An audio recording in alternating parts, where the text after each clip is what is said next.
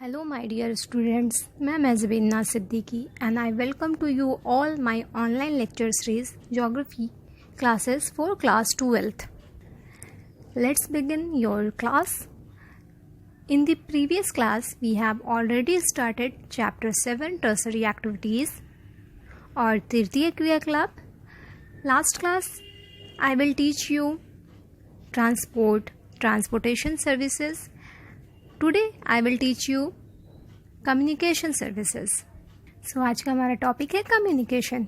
Communication services are concerned with the transmission of words and messages, facts and ideas. In early days, communication was dependent on transport. Written messages were carried. These are actually carried by hand, animals, boat, road, rain and air. That is why all forms of transport are also referred to as lines of communication. Communication is easy and convenient in areas where efficient network of transport exists. Modern technological advancements such as telephony and satellites have made communication independent of transport. However, even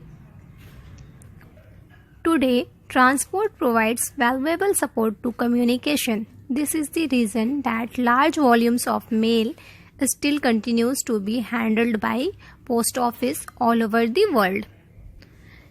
संचार सेवाएं शब्दों और संदेशों, तथ्यों और विचारों के प्रेषण को संचार सेवाओं में सम्मिलित किया जाता है.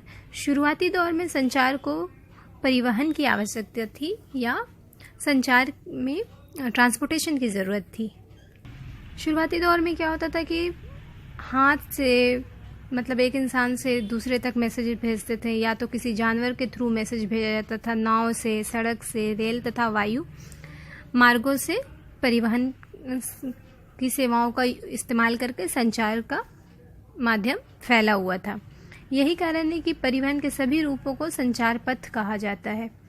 परिवहन के विकास में संचार सेवाओं में बड़ी सुविधा होती है.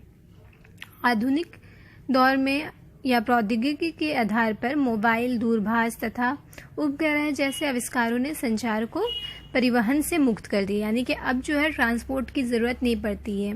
पहले क्या था, ट्रांसपोर्ट हमारा माध्यम था संचार को फैलाने का, लेकिन अब क्या है, satellites, mobile phone, telephone, television के यूज़ से हम संचार को एक दूसरे से दूसरे तक पहुंचा सकते हैं. फिर भी पुराने यंत्रों के सस्ता होने के कारण संचार के सभी रूपों में अभी भी ख़त्म नहीं हुए हैं. जिसमें हम देखें अगर तो आज भी डाक सेवाएं या पार्सल सेवाएं जो हैं अभी भी स्टार्ट है और बहुत ज़ोर शोर से ही उनका इस्तेमाल होता है.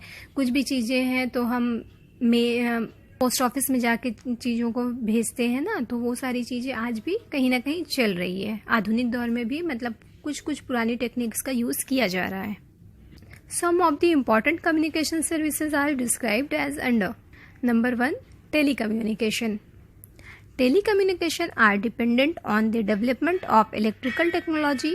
It has greatly enhanced the speed with which messages can be sent and has brought about a great revolution in communication.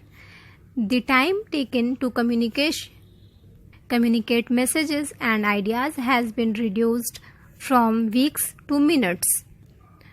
दूरसंचार का विकास बिजली और प्रौद्योगिकी के विकास के आधार पर है. यानी कि विद्युतीय प्रौद्योगिकी टेक्नोलॉजी जो है हमारा इलेक्ट्रिकल टेक्नोलॉजी पर डिपेंड है.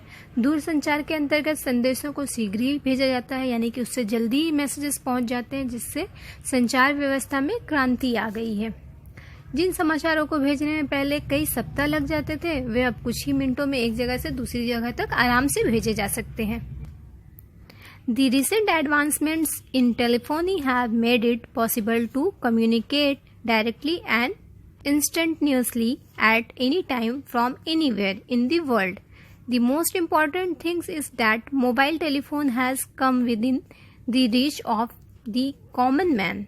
The telegraph Morse code and telex have almost become things of the past.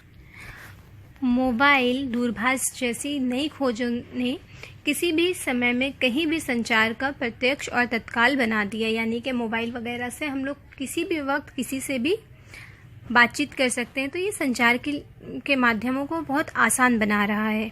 सबसे बड़ी बात तो ये है कि ये सुविधाएं आम आदमी के भी पहुंच में आ गई, यानी कि हर कोई इसका फ़ायदा अब उठा सकता है। आम आदमी भी इन सब चीज़ों से आसानी से जुड़ गए हैं। तार वगैरह जो पहले चलते थे, टेलेक्स चलते थे, अब वो सारी चीज़ें कहीं ना कहीं ख़त्म हो गई है, जिसको हम पास्ट में मानते हैं। पहले ये सारी चीज़ें संचार के लिए बहुत उपयोगी थी, लेकिन अब इनका बहुत ज़्यादा यूज़ नहीं रह गया है, ख़त्म ही हो गया है लगभग, जब से टेलीफोन वगैरह और मोबाइल फ़ोन वगैरह आ गए हैं। Our next topic is radio and television. Radio and television have become very strong medium of broadcasting and telecasting news, pictures to vast audiences around the world, and hence they are termed as mass media. They are vital for advertising and entertainment world.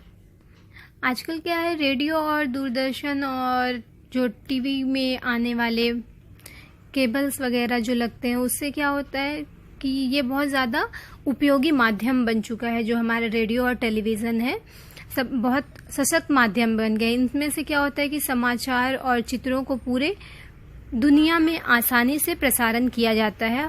इसके साथ साथ इसमें मनोरंजन की सारी चीज़ें available है, इसमें विज्ञापन मौजूद हैं, इसमें हमें समाचार आसानी से मिल जाते हैं। यानी कि रेडियो और टेलीविज़न जो है आजकल संचार का बहुत इम्पॉर्टेंट माध्यम बन चुका है, जिसमें पूरी दुनिया की खबर मिनटों में आप बैठ करके आराम से देख सकते हैं कि पूरी दुनिया में, या सुन सकते हैं कि पूरी दुनिया में कहाँ पर क्या चल रहा है। Next point is newspaper. Newspaper comprise a strong print medium as they are able to cover events happening anywhere in the world. समाचार पत्र जो है वो भी एक बहुत स्ट्रॉन्ग माध्यम है। इसमें से पूरे विश्व के सभी भागों को समाचार भेजे जाते हैं और घर बैठे बैठे इंसान पूरी दुनिया की खबर आराम से समाचार पत्रों में, प्रिंट मीडिया जो है, लिखित रूप में प्राप्त कर सकता है। Our next point is satellite communication. Satellite communication relays information of the Earth from space. A communication satellite is an artificial satellite that relays and amplifies radio telecommunication signals via a transponder. It creates a communication channel between a source transmitter and receiver at different location on the Earth. जो satellite या उपग्रह संचार का माध्यम है, ये क्या करता है कि अंतरिक्ष से पृथ्वी की सूचना देता है। यानी कि पूरी पृथ्वी में क्या चल रहा है, इसके लिए आर्टिफिशियल या ह्यूमंस या मानव के द्वारा जो बनाए गए उपग्रह हैं, जिन्हें अंतरिक्ष के स्टेशन पे सेट किया जाता है कि वहाँ से हमें पूरी ग्लोब की या पूरी दुनिया की जानकारी मिलती रहे। तो ये भी एक अच्छा माध्यम है जो पूरे हमें संचार के माध्यमों से जोड़ के रखने में पूरी दुनिया की खबरें देता है।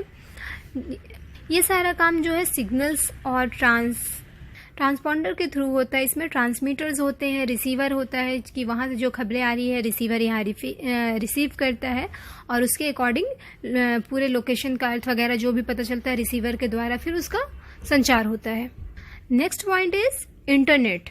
Internet has really revolutionised the global communication system. Internet communication is referred to as the sharing of information, ideas, or simply words over the World Wide Web or the Internet. The Internet consists of a worldwide sharing of connected network that exchanges data through packet switching using the standardized Internet protocol.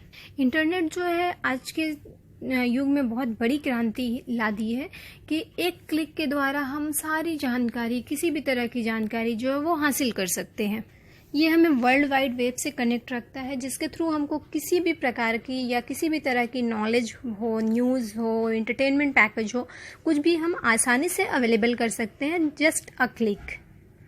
तो आज का हमारा part था communication services, जिसमें हमने कुछ important points पढ़े, जिसमें फर्स्ट था telecommunication, second is radio and television, third newspaper, fourth satellite, and fifth one is internet. I hope you all have understood today's lesson. Students, we will meet in next video lecture. Till then, take care and stay safe. Thank you. Hello my dear